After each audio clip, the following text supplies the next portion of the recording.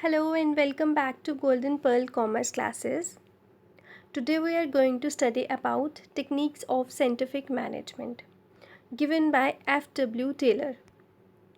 There are total 9 techniques given by him. Functional foremanship, standardization and simplification of work study, which is further divided into 4 categories: fatigue study, method study, time study and motion study. Next is differential piece weight system and mental revolution. One by one हम सारी techniques को study करेंगे.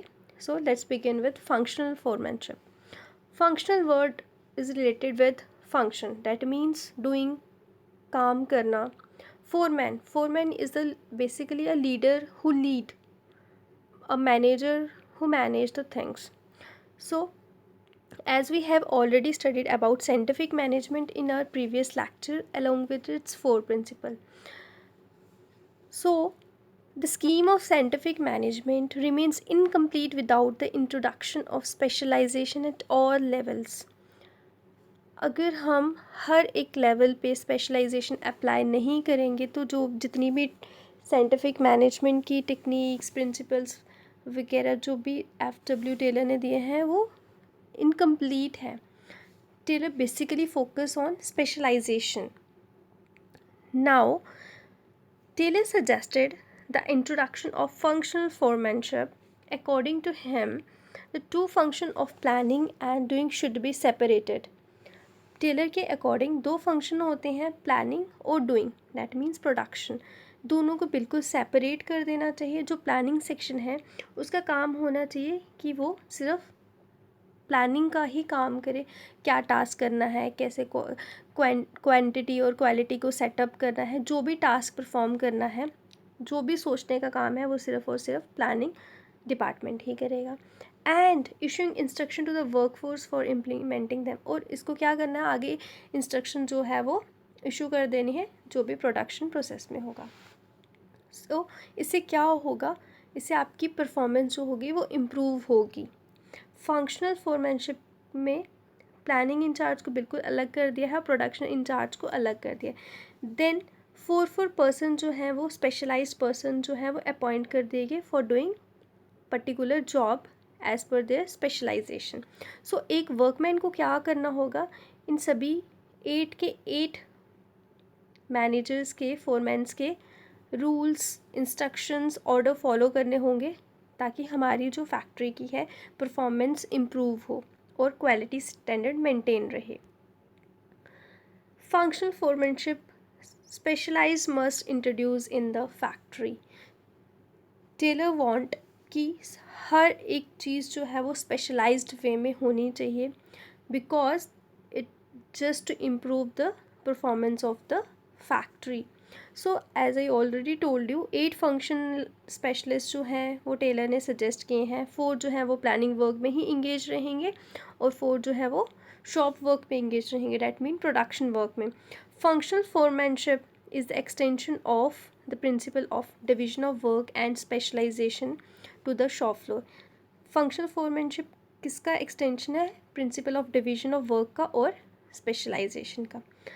This technique was developed to improve the quality of work as single supervisor may not be an expert in all aspect of work. देखिए हर एक person जो होता है उसके अंदर सारी क्वालिटीज़ नहीं होती. एक पर्सन के अंदर intelligence, knowledge, specialisation, judgemental, tact, drift सारी क्वालिटीज़ नहीं होती हैं. दैट्स वाई टेलर ने 8 स्पेशलिस्ट सजेस्ट किए हैं. Now moving forward, role of foreman under planning department. Foreman का क्या रोल है प्लानिंग डिपार्टमेंट के अंदर. फर्स्टली हम बात करेंगे रूट क्लर्क की. रूट क्लर्क का काम है रूट ऑफ प्रोडक्शन बताना, क्या चीज़ प्रोड्यूस करनी है, what is the daily production routine. Next is instruction card clerk. Instruction card clerk को क्या करना है, एम्प्लॉयज़ के लिए इंस्ट्रक्शन फॉर्म करनी है, draft instruction for the workers की किस टाइप का जॉब कैसे परफॉर्म करना है. Now time and cost clerk. Time and cost clerk क्या करेगा, time and cost sheet provide करेगा कि कौन से काम करने में कितना टाइम लगेगा, सारा रिकॉर्ड वगैरह मेंटेन करेगा, कितनी देर तक कौन सा काम कंप्लीट होगा. डिसिप्लिनेरियन, इनका क्या काम है कि देखना कि डिसिप्लिन मेंटेन रहे, अपने रिस्पेक्टिव डिपार्टमेंट में, रिस्पेक्टिव वर्क एरिया में डिसिप्लिन मेंटेन रहे। Now role of foreman under production department. Foreman का प्रोडक्शन डिपार्टमेंट के अंदर क्या रोल है? First is gang boss. Gang boss का क्या करना है?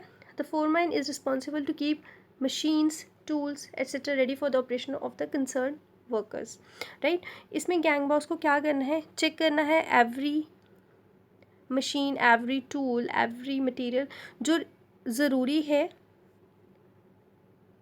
एंड स्पीड बॉस को क्या करना है? टाइमली और एक्यूरेटली देखना है कि सारे वर्क परफॉर्म हो रहे हैं with in the right time, with the right speed.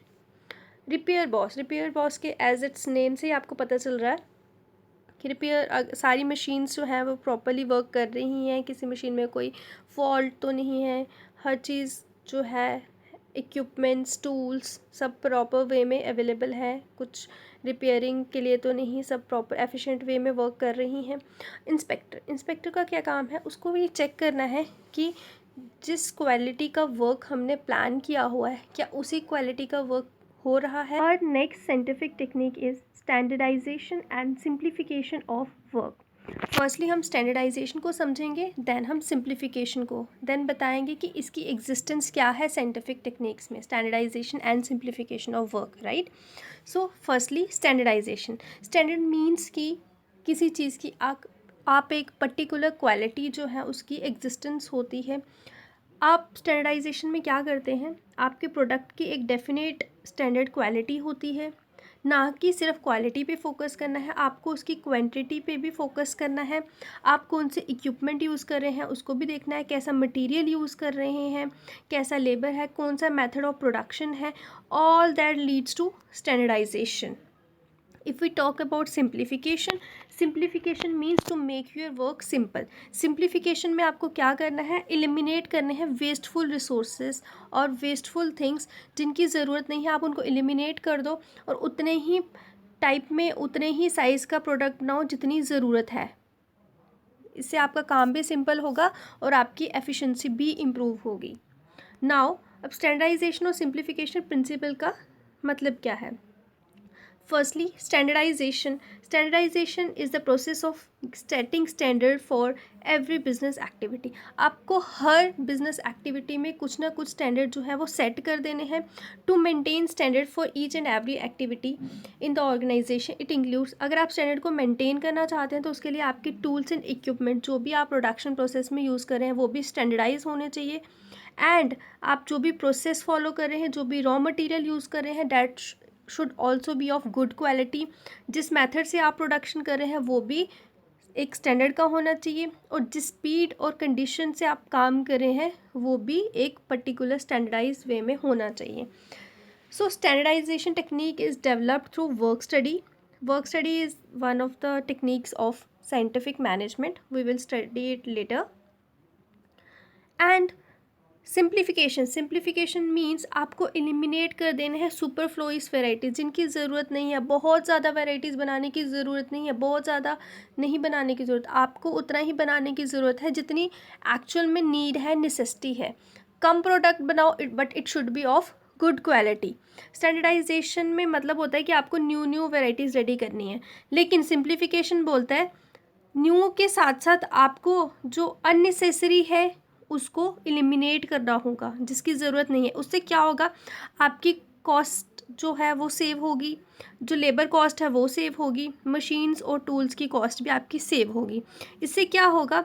Reduction of inventories, आपका स्टॉक जो है वो एक जगह नहीं रहेगा और आपके जितने भी इक्विपमेंट्स हैं वो प्रॉपरली यूटिलाइज होंगे और इससे आपका टर्नओवर भी इंक्रीज़ होगा।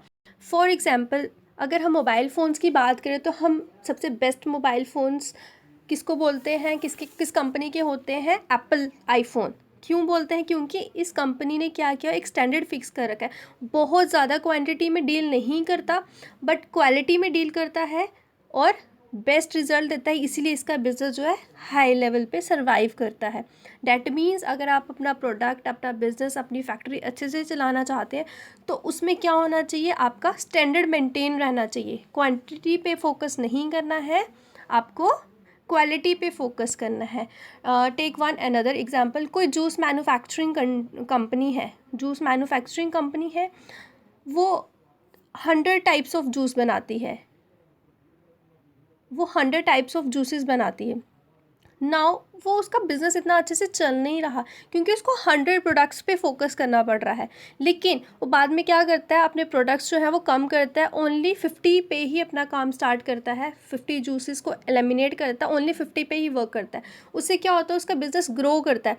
क्यों? क्योंकि जितना वो 100 पे ध्यान लगा रहा था उससे वो हाफ में डिवाइड हो गया, ओनली 50 जूसेस पे ही उसको ध्यान लगाना पड़ रहा है। डैट मीन्स उसने अपना काम जो है वो सिंप्लीफाई किया और एलिमिनेट किया जिनकी अननेसेसरी प्रोडक्ट, जिनकी हमें ज़रूरत नहीं थी, और हमारा बिजनेस जो है ग्रो किया क्योंकि उसने मेन फोकस किसको किया, क्वालिटी को। So these were the examples of simplification and standardisation of work.